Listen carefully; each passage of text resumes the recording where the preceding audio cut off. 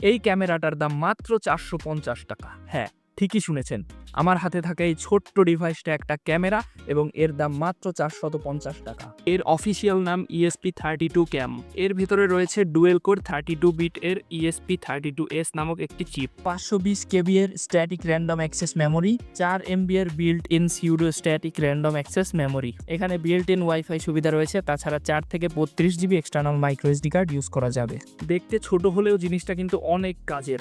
এটা সাধারণ ক্যামেরাগুলো থেকে একটু আলাদা। এটাকে চালানোর জন্য আগে প্রোগ্রাম করে নিতে হয়। আর সঙ্গতিবদ্ধ সতর্কীকরণ, টেবিলের এরকম অবস্থা দেখে আমাকে কেউ বিচার করবেন না। একটা প্রজেক্টের ধ্বংসাবশেষ পড়ে আছে, কাজ শেষ হয়নি তাই সরাতে পারছি না। যাই হোক, এটাকে প্রোগ্রাম করার জন্য দরকার একটা প্রোগ্রামারের। এটাই হচ্ছে আমাদের সেই প্রোগ্রামার, ESP32 প্রোগ্রামার বোর্ড। এবং আর একটা জিনিস দরকার, মাইক্রো USB কেবল।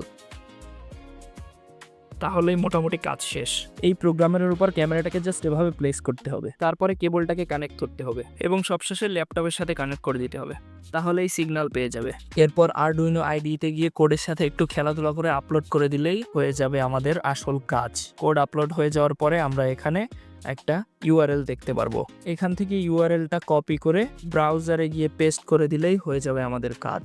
আমরা চলে আসবো আমাদের ক্যামেরা ওয়েব সার্ভারে। এখান থেকে স্টার্ট স্ট্রিম দিলে চলে আসবে আমাদের ক্যামেরা। এরপর চাইলে আপনি আপনার প্রয়োজন মতো ইউজ করতে পারবেন ক্যামেরাটাকে। দাম অনুযায়ী ক্যামেরার কোয়ালিটি ঠিকঠাক আছে, আমি বলবো অনেক ভালোই আছে। এখন চাইলে আপনি এই ক্যামেরা দিয়ে অনেক ধরনের কাজ করতে পারবেন। আর আপনি যত ভালো ইন্টারনেট কানেকশন দিবেন ক্যামেরাটা আরো তত স্মুথ হবে। আমি ফোনের হটস্পট দিয়ে চালাচ্ছি তাই ক্যামেরাটা এতটা স্মুথ দেখাচ্ছে না। আমি এখন জাস্ট 450 টাকার এই ক্যামেরাটার উপর আপনাদের একটা ওভারভিউ দিলাম এবং দেখালাম ঠিক কিভাবে এটা কাজ করে। ভিডিওটা সারা পেলে এটা দিয়ে অসাধারণ একটা প্রজেক্ট করে দেখাতে পারি আমি। যেমন ধরুন AI powered smart security camera, যেটা একটা নির্দিষ্ট সময় পর, অর্থাৎ রাতের একটা নির্দিষ্ট সময় পর আপনার সিলেক্টেড এরিয়ার ভিতরে যদি কোনো মানুষ বা অন্য কিছু ঢোকে তাহলে সেটা ডিটেক্ট করে অ্যালার্ম দিবে, এই টাইপের কিছু একটা। এটা দিয়ে আরো অনেক ধরনের কাজের প্রজেক্ট করা যায়, চাইলে আপনারা করতে পারেন। আর আরেকটা গুরুত্বপূর্ণ বিষয় হচ্ছে, কোড আপলোড হয়ে যাওয়ার পর ল্যাপটপের সাথে ক্যামেরার কোনো ফিজিক্যাল কানেকশন দরকার নেই।